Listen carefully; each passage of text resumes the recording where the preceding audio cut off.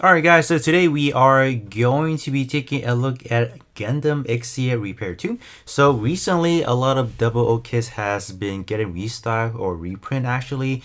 The only one that I've seen so far was actually just the Repair 2 and then Reborn's Gundam. I saw a few Curious Gundam as well at my local hobby shop, but other than that I don't think I have seen anything else. So obviously when I saw this Repair 2 I had to get it because this is the only high grade Exia that has a little bit of a better articulation because of what they did for the R2.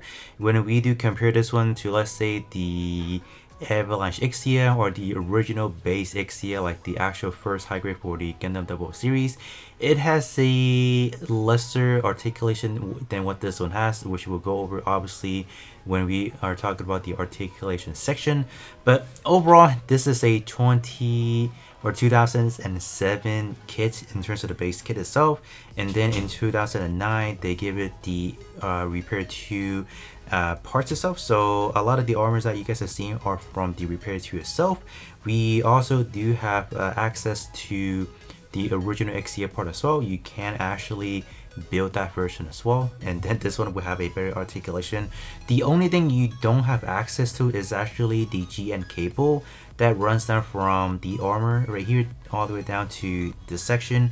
So it actually still have the connection point, but you don't, for the hacker itself, you don't have the rubber piece that acts as the GN cable itself. But overall, whoops, and these keep falling off, so I guess we will take them off for the time being. But overall, this is a 2007 kit, so you are prone to have a lot of details just kind of missing.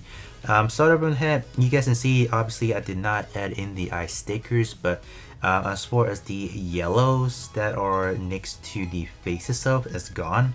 The GN condenser I'm not putting on there yet because eventually I will be painting this kit, so I don't want it to be in there yet. So, but we obviously do have that. But you guys can see it's pretty bad. In a sense, you do have to do some cleaning up. You probably do need to glue it, sand it down so it looks flush. It looks like it wants smooth parts. But this is just older kid syndrome. You just bound to have parts that are like that. Something like when we take a look at the die, look at that massive gap. So this is obviously a pretty simple cleanup. You just glue it together, sand it down, and then you have one smooth surface. But if you are a Gunpla builder that just simply like building them and not putting any effort, you will definitely be a little bit disappointed in a sense, because there are a lot of areas in this kit where the detailing is just not on there. If you are building any recent kits like the Wish for Mercury lineup, or even things from like the Sea Freedom, for example, they obviously do come with like like a good 2023 or good 2024 quality. But this one no, this one is like at least a good 10 years plus kits, so you're just prone to having a lot of detail. Like, look at this, more gaps right here, so you do have to paint, or not paint, glue it, sand it, and then it will look better. Even when we do take a look at the arms over here section, like right up here, you will have to glue it, sand it, and then it should be better.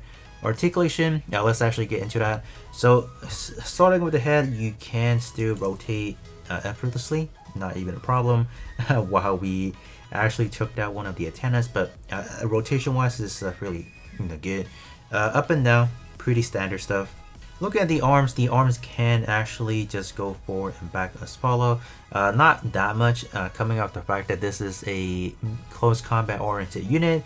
You would expect this kit to have a little bit more, but you don't. It's pretty much standard throughout the first or the third gen for the Celestial Being kits, so it's pretty much just that, so not really a lot.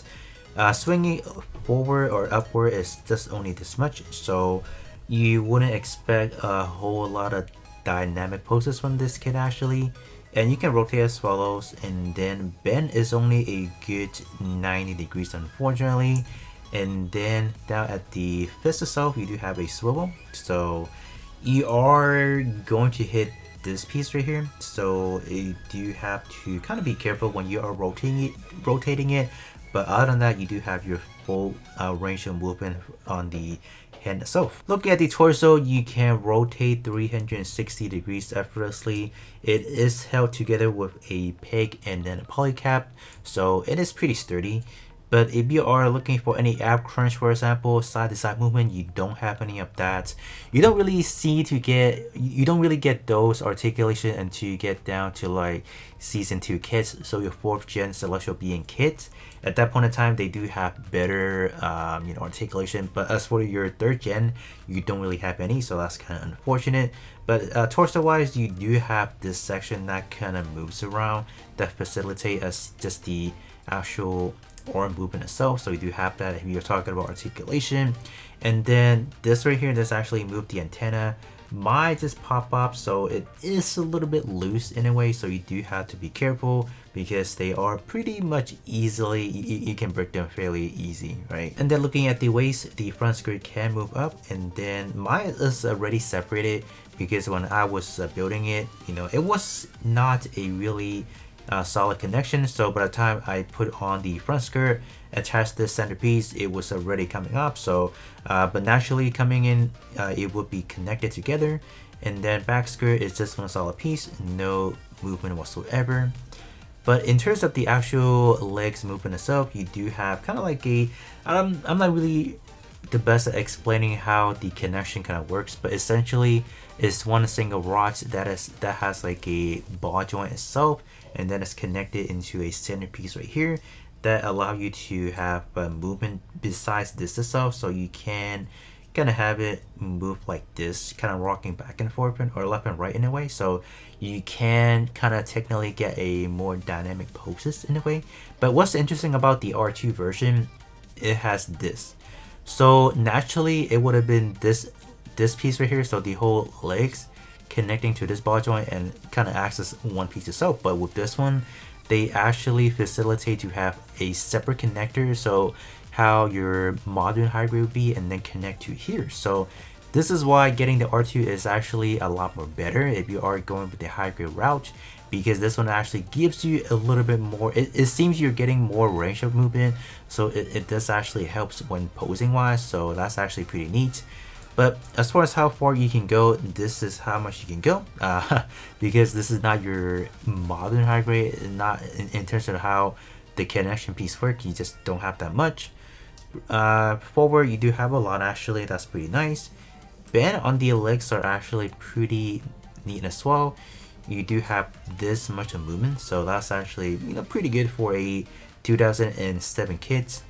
And then once we come down to the feet section, this part, the guard does actually move up, and then you can bring it all the way forward like that. So that is kind of cool. Backward wise, you don't really have that much, and then you don't have any bend, so it's just two solid piece slapped together, and then the ball joint connection right there. So the back, didn't really talk about that earlier on, but in terms of the GN drive, this is one of the two that we get. So this is the one that comes with the R2, a brand new GN drive. So this is the overdrive mode, or the burst mode in a way. So this is where Cessna can actually unleash all the GN particle for a one decisive blow. So you do have kind of these parts that's holding onto the GN drive, they are now open. In terms of the actual, I guess, the mechanics of it, you do have kind of like a rotor inside, so you do see notches inside, so that's actually pretty detailed. As far as the other GN drive, we also do get that as well. So this is the original GN drive that comes with it, so this is a solid piece, don't really have that many detail. You do have to paint it obviously to look a little bit more accurate, but I think this is definitely a better option because it does give you more details in a way. And then if you, what I'm probably going to be doing, I will be painting the rotor probably chrome silver, so it's probably going to look pretty nice. And then these pieces obviously going to be in gray, so not that bad. But other than that, in terms of the articulation, that is going to be pretty much it. So let's talk about the accessories for this kit. So in terms of the accessory, you still get the option of the short and long blade right here. So we have that. And then we have a GN sword Kai. So this is the new and improved GN sword. So it has the same material as the GN Sword 3 that we use in the double riser. So it just had that green, nice green material right there. So that's actually not that bad. I don't know, for whatever reason mine is actually quite loose. I don't know is that actually how it's supposed to be, but this, like the actual sword going from the sword mode to the rifle mode, is pretty loose, and this port itself is quite loose as well, so kind of unfortunate. And then we obviously do have a plain shield. Like when I said plain, is really plain. You don't even have a color separation for the white center piece. What they give you is a big old sticker sheet. So this is something you can expect from a older high grade. So the shield is just one blurb of white sticker right there.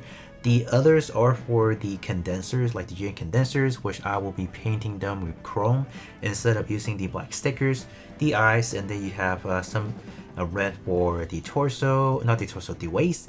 And then these are just some gray parts or gray stickers that goes along the waist section right here, and then there should be some that goes along on the legs itself. So sticker wise is not as bad as you might think. It's actually quite acceptable when you are talking about 2007 standard, but obviously in terms of today's standard, many will definitely be arguing this is actually not that good. So you have your beam saber obviously, so unfortunately it does not come with the pink beam effect part. So early high grades, they tend to not give you that. What they give you is something like this. So it's just a pre-molded effect part, not really a part, or it is, but not something that you would expect for today's standards. So kind of unfortunate right there. But let's actually equip some of these weapon onto the kit itself. So it's pretty easy to equip in terms of the GN Sword Kai. So this is how it looks like essentially. So you do have that nice firm grip right there from the hand, and then you do have a pick right there, so that's actually pretty nice. And as far as getting your post in, is not as bad as you think it is. So we are still able to get quite the movement actually if we do choose to get that, so not that bad. So I think it's definitely thanks to that rotation right there that we are able to get such a nice articulation. So if we were talking about the original 2007 one, I argue it would have been a lot worse, but you guys can see it is kind of slanting already because this is already heavy, all right, and that is just what it is, because back then a lot of these kits does have weight issue as far as the holding the weapon. So most of the time, depending on the angle that you're setting at, it might fall or it may not. So it really depends on how you're posing it, and yeah.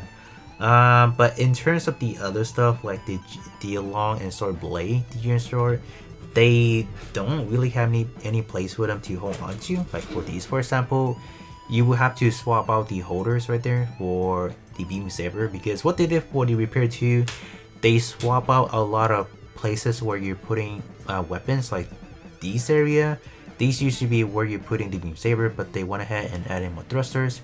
Same thing for the back skirt. So this piece right here would have had 2 more beam saber, but they went from a thruster with thruster right there. So that's why this one, instead of being a 7 sword, it went down to only 3 swords. The GN swords, and then 2 beam saber that has the attachment right over there. So moving to the size comparison, we have ourselves next to the double quanta. So in terms of the size itself, you guys can definitely see that the base kit itself is actually just around the same, but I think with everything else, like in terms of the quality wise, definitely edging over to the double quanta, because it looks like it's more detailed, it looks like it's more articulated, and you know, it speaks for itself. Next, we are looking at the accent double risers. So when we are taking a look at everything else, I think overall size is pretty much the same thing again. Head height, I think is roughly about the same. The only difference is the massive armament that I have equipped onto the double Gundam, but other than that, size wise is particularly, you know, no difference at all. Up next, we have the Aerials Gundam. So this is the 4th generation for the Celestial Beam Mobile Suit, and that is the successor to the Kyrio. So I feel like the Kyrios, Aerials, and then the Haru lineup, they are usually a little bit taller, and this is definitely pretty evident. You guys can see that Aerials is already a little bit taller for head height two over there, so that's actually pretty, as expected for this lineup. And then something outside of the Double O universe, we have ourselves Arios Gundam. Even Arios is actually taller in general compared to Gundam Exia.